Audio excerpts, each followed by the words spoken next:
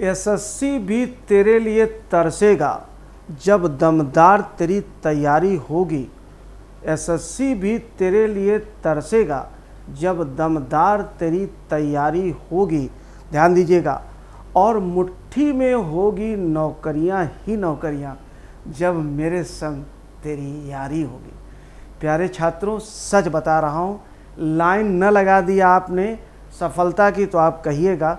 बस आपको अच्छे टीचर्स का चुनाव करना है, उनके साथ मिल कर के पढ़ना है। अच्छा टीचर कौन है ये मुझे नहीं पता है, इंग्लिश में भी मुझे नहीं पता है, ये आपको पता करना है। सब में आप अच्छे टीचर्स को चुनिए, उनके साथ लग करके मेहनत करिए। यूट्यूब में बहुत ज़्यादा कन्फ्यूज्ड मत होइए। एक वीडियो खोलेंगे तो 1 करोड़ मिलेगा उसमें से आप पता कर लिए who one is the best teacher and who has the longest experience in that field. यकीन मानिएगा, कंपटीशन में बस यही जो आपने कंपटीशन चुना, एसएससी, रेलवे, बैंक, इसमें एक के बाद एक इतनी सफलताएं मिलती। बहुत सारे ऐसे स्टूडेंट्स हैं जिन्होंने बहुत सफलताएं प्राप्त की, केवल मेरे ही नहीं तमाम टीचर्स के स्टूडेंट्स हैं, उन्होंने खूब सफलता प्राप्त की। एक बार कायदे से तैयारी हो गई, पता चला कि 6, 7, 8, 9, 10 जगह सिलेक्शन होता चला गया। राइट, तो आइए हम लोग उसी दिशा में बढ़ें, सुखद सपने की तरफ बढ़ें। गुलिवर्स ट्रेवल्स आर, गौर करेंगे कभी भी अगर प्लूरल सब्जेक्ट भले दिया गया हो, लेकिन अगर उससे एक इकाई का बोध होता है तो उसके लिए आप किसका प्रयोग करते हैं? सिंगुलर का। दूसरा नियम ये है, किसी भी चीज़ का नाम, चाहे बुक का नाम हो, चाहे व्यक्ति का नाम हो, चाहे देश का नाम हो, कोई भी चीज़ हो, अगर वो एक है तो उसके साथ सिंगुलर वह भी लगेगा। जैसे आपका नाम मान लीजिए राम है, तो आपके माता पिता ने आपका नाम राम से लिख दिया तो आप 2 नहीं हो जाएंगे, राम से भी रहेंगे तब भी एक ही रहेंगे। राजूज रख दिया, मुन्नाज रख दिया तो इसके साथ प्लूरल नहीं लगेगा। उसी तरह से नहीं लगेगा। गुलिवर्स ट्रेवल्स क्या है? एक बुक का नाम है, चूँकि एक किताब है इसलिए इसके साथ किसका प्रयोग होगा? इज़। ये पे ध्यान देंगे। उसी प्रकार से हम बोलते हैं the United states. United states क्या है?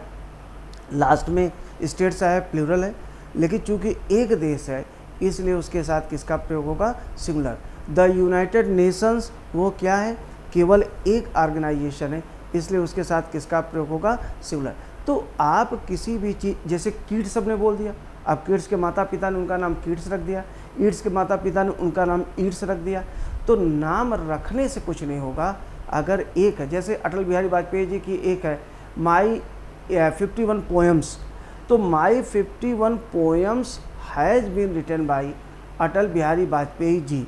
राइट, तो माई 51 पोएम्स एक पुस्तक का नाम है, मेरी 51 कविताएं।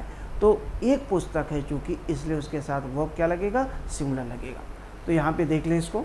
Next question, the teenager reassured his father at the station, don't worry dad I will pull on very nicely at the hostel. ध्यान दीजिएगा, पुल ऑन गाड़ी वगैरह के लिए लगाया जाता है अचानक रुक जाना।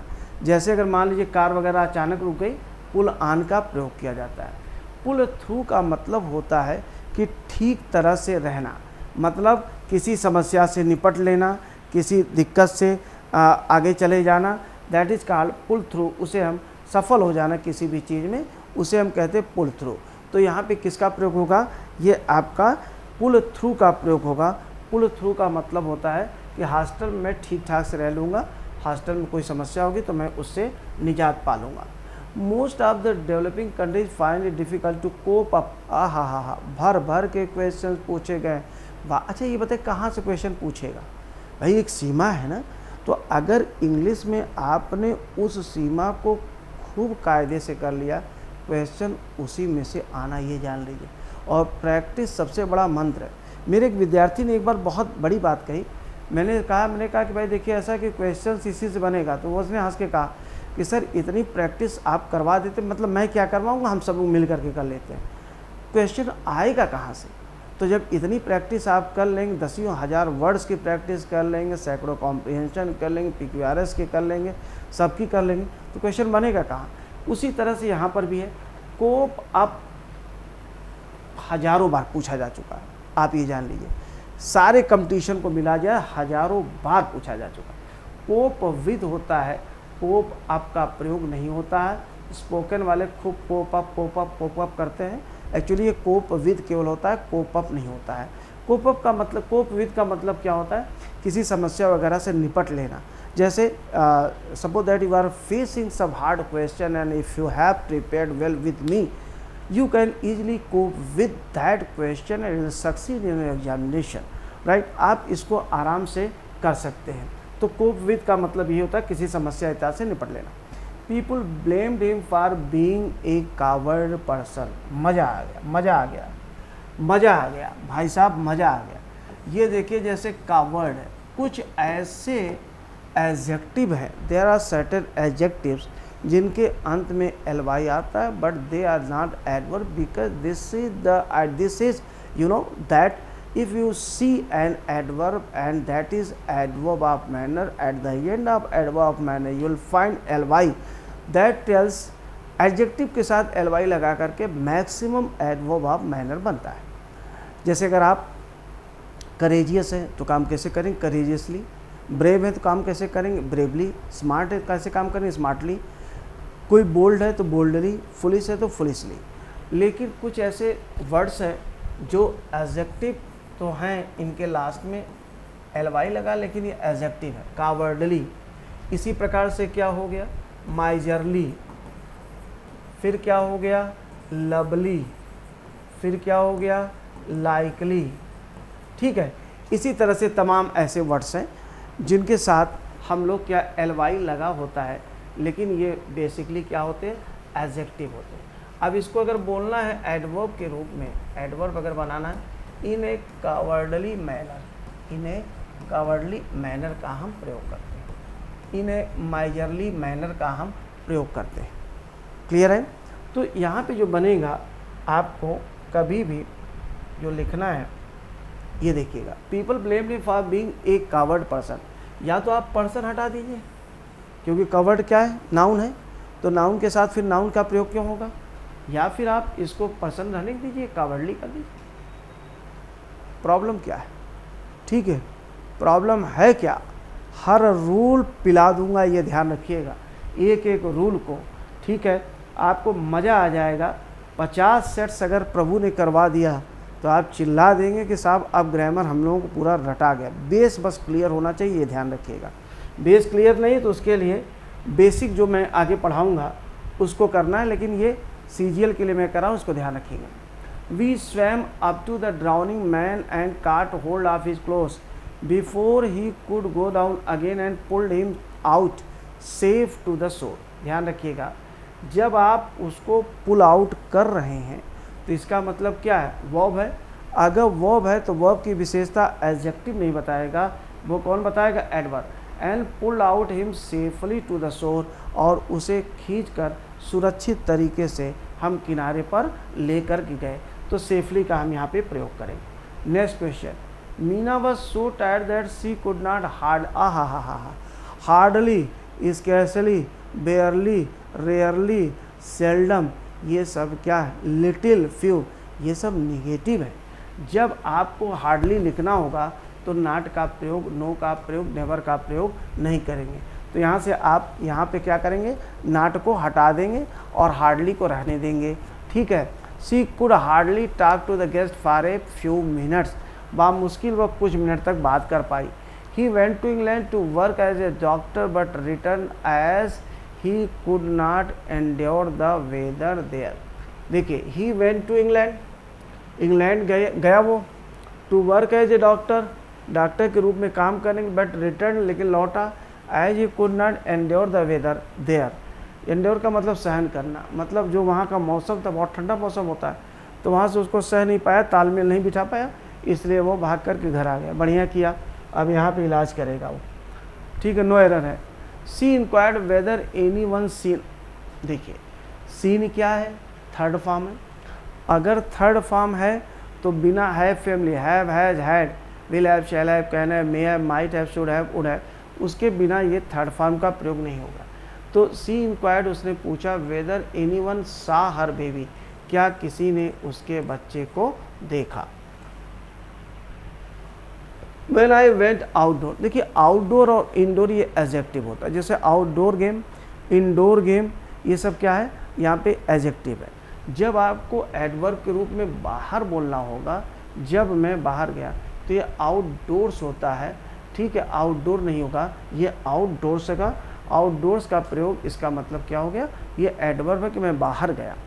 Next question, these are his conclusion remarks, पुनः ध्यान रखिएगा, कभी नाउन की विशेषता नाउन नहीं बताता है। These are his conclusion remarks, ठीक है। अब देखिए, दिखाई पड़ा क्वेश्चन, हाँ, तो कंक्लूजन रिमार्क्स नहीं होगा, रिमार्क क्या है, ये नाउन है, तो कंक्लूजन क्या है, ये भी नाउन है, तो कंक्लूजन रिमार्क्स नहीं होगा, that will be concluding remarks, ठीक है। कंक्लूजन के बजाय क्या कर देंगे हम लोग, कंक्लूडिंग कर देंगे, this is concluding remarks. Concluding क्या है, निष्कर्ष युक्त टिप्पणियाँ है उसकी, दीज आर, ठीक है, निष्कर्ष वाली टिप्पणियाँ हैं, तो कंक्लूडिंग एडजेक्टिव होता है, कंक्लूजन जो होता है वह नाउन होता है, कंक्लूड जो होता है वो वर्ब होता है, ठीक है, ये ध्यान रखेंगे इसको। आगे, the shopkeeper offered either to exchange the goods or ये आर गलती से हो गया, आप नहीं, ये आर है, आर, देखिए आइदर आर फिर से याद रखिए, आइदर आर, नाइदर नार, not only but also, both and, इनके साथ पेयर होता है।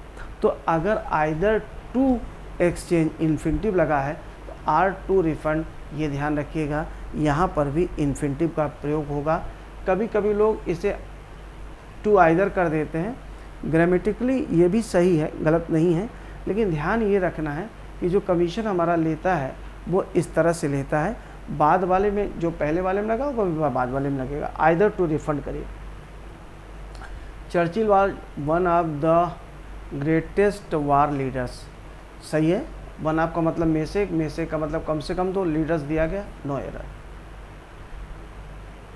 We should keep such people at an arms length, देखिए जैसे हम कहते हैं कि भाई मैं अपराधियों को एक हाथ की दूरी पर रखता हूँ, यानी मैं अपराधियों से दूर रहता हूँ, तो कीप, ध्यान रखिएगा, कीप एट आर्म्स लेंथ होता है, एन आर्म्स लेंथ, भले हिंदी में एक हाथ की दूरी बोला जाए, लेकिन इंग्लिश में एट आर्म्स लेंथ का ही प्रयोग होगा, इसे गौर करेंगे आप, ठीक है। आगे देखिएगा, नेक्स्ट क्वेश्चन क्या कहता है, next question, he did not know as much as he claimed he knew, ठीक है, हाँ, हिंदी निकालिए, क्या निकल रही है, कुछ जगहों पे हिंदी निकालने पड़ेगा आपको, वह उतना नहीं जानता जितना वो जानने का दावा करता, ये भाव है। ही डिड नॉट नो, जानता था, वो उतना नहीं जानता जितना वो जानने का दावा करता था। क्लेम्ड ही न्यू नहीं होगा, क्लेम्ड टू नो, यहाँ पे ये थोड़ा सा टेक्निकल क्वेश्चन है, ज़रा सा ये ट्रेडिशनल रूल से हट करके, तो क्या फ़र्क पड़ता है, हम लोग इतनी प्रैक्टिस सेट करें प्रभु की कृपा से कि हम लोग एक के बाद एक के बाद चाहे जितने भी क्वेश्चंस आए उसको हम लोग कर ले जाएंगे, ठीक है। हिंदी निकालना पड़ेगा, एक आध क्वेश्चन में आपको हिंदी निकालना पड़ेगा। He did not know as much as he claim to know, वह उतना नहीं जानता था जितना वह जानने का दावा करता था। Next question, that was very dangerous you might have been killed, ये क्या हो जाएगा, वो बहुत ख़तरनाक था, तुम मारे जा सकते थे, यहाँ पे might have been killed, you might have been killed, यहाँ पे ये दिया गया है तुम मारे जा सकते थे, इसका मतलब क्या हो गया, दैट वॉज वेरी डेंजरस, वह बहुत ख़तरनाक था, you might have been killed, इसमें भी नो एरर है, no problem. My friend is going to movie, हाँ पीछे की वीडियो में बनाया, सारे प्रैक्टिस सेट सॉल्व करिए, आपको यकीन दिला रहा हूँ मज़ा आ जाएगा।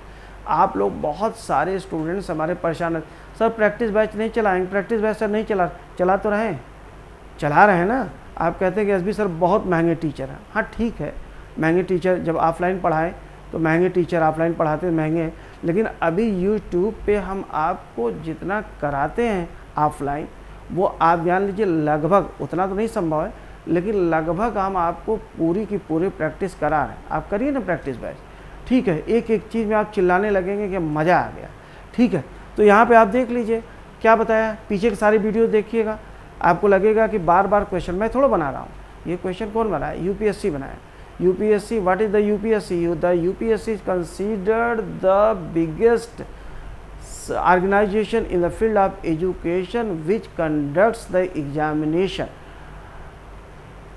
of the supreme level का जो एग्जामिनेशन इंडिया में कराता है वो यूपीएससी इन क्वेश्चन बनाया, बार बार वही घूम घूम के आ रहा, always, every day, daily, every week, every month, every year, इन सब के साथ हमेशा इंडेफिनिट लगता है क्योंकि इनसे कार्य की पुनरावृत्ति का बोध होता है, एक बार चल के ख़त्म होने का बोध नहीं होता है, या लगातार चलने का बोध नहीं होता, सतत प्रक्रिया होती, बार बार होने का बोध होता है। तो माई फ्रेंड इज़ गोइंग नहीं होगा, माई फ्रेंड गोज हो जाएगा। पीछे ये आया हुआ है क्वेश्चन, खूब कस के आया हुआ है।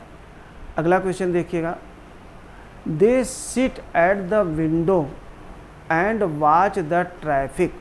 ध्यान दीजिएगा, वे विंडो पर बैठते हैं और ट्रैफिक को देखते हैं। गौर करेंगे, they sit at the window and watch the traffic. यहाँ पे गौर करेंगे, एट द विंडो का प्रयोग ना करें, बाई द विंडो या बिसाइड द विंडो इसका प्रयोग करें। खिड़की के पास बैठते हैं, खिड़की पर नहीं बैठ जाएंगे, ठीक है। तो बाई द विंडो या बिसाइड द विंडो का आप प्रयोग करें। जैसे खिड़की है, मान लीजिए खिड़की पर हम बैठेंगे तो कैसे बैठेंगे, फिर हम कुर्सी वगैरह कुछ लगा के, चेयर वगैरह लगा बैठेंगे, तो आप वहाँ पे इसके लिए किसका प्रयोग करेंगे, बिसाइड या बाई का प्रयोग करें। अगला क्वेश्चन है, I started early for the station lest I should miss the train. बड़ा इंपॉर्टेंट क्वेश्चन, ठीक है। कहीं ऐसा न हो कि, कहीं I started early for the station, मैं स्टेशन के लिए मैंने जल्दी शुरुआत किया, मतलब मैं जल्दी निकल पड़ा। Lest I should miss the train, कहीं ऐसा ना हो जाए कि मेरी ट्रेन छूट जाए, ठीक है। यहाँ पर लेस्ट के साथ शुड का प्रयोग दिया गया, नॉट का प्रयोग नहीं होगा, और ये क्वेश्चन आपका सही जा रहा है। Next question, I wanted to see whether they had actually read the notes. No error यहाँ पर भी है, मैं देखना चाहता था क्या उन्होंने वास्तव में नोट्स को देखा, नोट्स को पढ़ा है, ठीक है। पढ़ा है दिया गया, चूँकि भूतकाल में पूछा गया है, भूतकाल में देखना चाह रहा था, तो हैड का प्रयोग यहाँ पे सही दिया गया, no error. They made him treasurer because they consider, oh they consider, जैसे हम बोलते I consider you as, I consider you as my sincere student, यहाँ पे एज गलत होता है। कंसीडर के बाद आप जो भी आप लिखेंगे वहाँ पे एज का प्रयोग नहीं होता है। ये तो हो गया, ये क्वेश्चन एज वाला भी कई बार पूछा जा चुका है। यहाँ पे टू बी का प्रयोग आपने किया, तो टू बी का प्रयोग गलत नहीं है, कुछ लेखक इसको टू बी को गलत मानते हैं, मेरे हिसाब से ये सही है, इसमें कोई गलती नहीं। मेरे हिसाब से क्या, ग्रामर के हिसाब से सही है, मेरा कौन सा हिसाब है। Having finish the paper early he had come out of the hall almost an hour before the bell rang, ये भी सही है। पेपर ख़त्म करके वो करीब 1 घंटा पहले आ गया था। Had come out of the hall almost an hour before the bell rang, ये भी सही है। हालांकि ये क्वेश्चन जो यूपीएससी में पूछा गया वो केम दिया गया था, तो मेरे टाइपिस्ट ने इसको कम कर दिया। मुझे याद है क्या क्वेश्चन पूछा गया, तो कम कर दिया, तो केम होता तो कम हो जाता, क्योंकि कम की तीनों फॉर्म कम, केम, कम ऐसे होती है। यहाँ से आप ज़्यादा अच्छा देख सकते हैं, कम, केम, कम होती है, ठीक है। तो हैड के साथ इसमें दे दिया गया है, नो एरर है, टाइपिस्ट की मेहरबानी, नो एरर हो गया। The young man had no manners, इसमें भी मैनर्स का मतलब होता है अच्छा आचरण, अच्छा व्यवहार, इसको मैनर्स कहते हैं। मैनर का मतलब तौर तरीका होता है, तरीका होता है, और मैनर्स, यंग मैन के पास कोई मैनर्स नहीं थे, सही है। Next question, no news is good news, ये भी सब लाइन से इसमें नो एरर चल रहा है, ये भी सही है।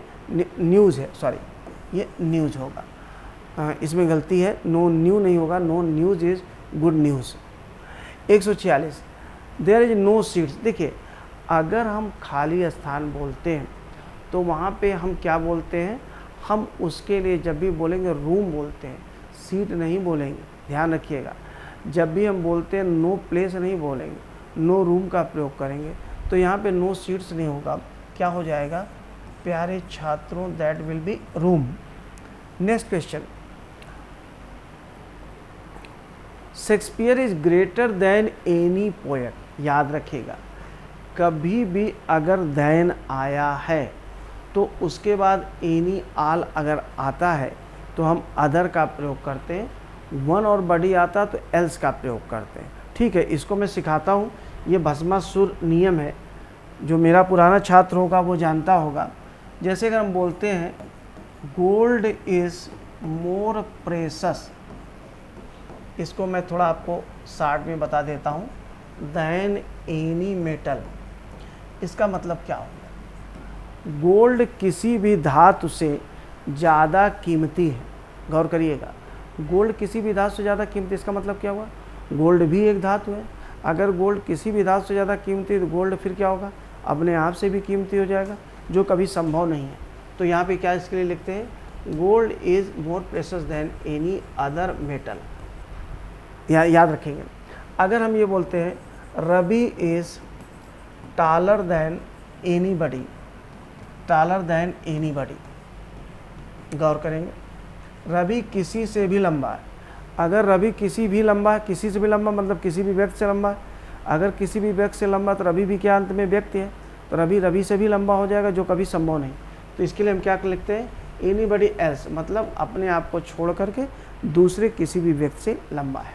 गौर करेंगे इसको। हाँ, अगर यही होता है gold is more precious than any cloth, तब ये सही होता, तब ये क्या हो जाता? सही हो जाता। तो फिर अदर नहीं लगता है, अदर लगाएंगे तब गलत हो जाएगा। गोल्ड किसी भी क्लोथ से यानी कपड़े से ज़्यादा कास्टली है, ज़्यादा कीमती है, तब तो ये सही है, क्योंकि गोल्ड जो गोल्ड है वो क्लोथ नहीं है, लेकिन गोल्ड क्या है? मेटल है। तो जब मेटल की बात आप कर रहे हैं तो फिर आपको अदर का प्रयोग करना पड़ेगा। Next question. ओह, तो Shakespeare is greater than any other poet. अगर Shakespeare is greater than any farmer होता, एनी टीचर होता, तो सही होता। क्यों होता? क्योंकि शेक्सपियर पोएट थे, ड्रामेटिस्ट थे, वो किसान नहीं थे, वो टीचर नहीं थे, तो वहाँ पे वो सही हो जाता। अगर एक ही बिरादरी में तुलना इस तरह से करेंगे तो याद रखेंगे एनी के बाद और आल के बाद अदर का प्रयोग। आपके एग्जामिनेशन में यही एनी और आल देगा और अदर का प्रयोग आपको करना होगा।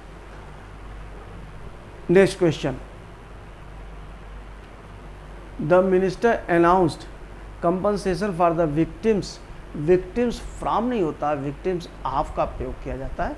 Victims of the accident. Minister ने जो एक्सीडेंट के पीड़ित थे, एक्सीडेंट के भुक्तभोगी थे, यानी दुर्घटना जो हुई तो उसमें जो आदमी दुर्घटनाग्रस्त हुआ था, उसके लोगों को, उसके पीड़ितों को उन्होंने क्या किया? कंपनसेशन, मुआवजे की बात की, सहायता राशि की बात, सहायता राशि देने की घोषणा किया था। तो यहाँ पे विक्टिम्स फ्रॉम द एक्सीडेंट नहीं होगा, विक्टिम्स ऑफ द एक्सीडेंट हो जाएगा।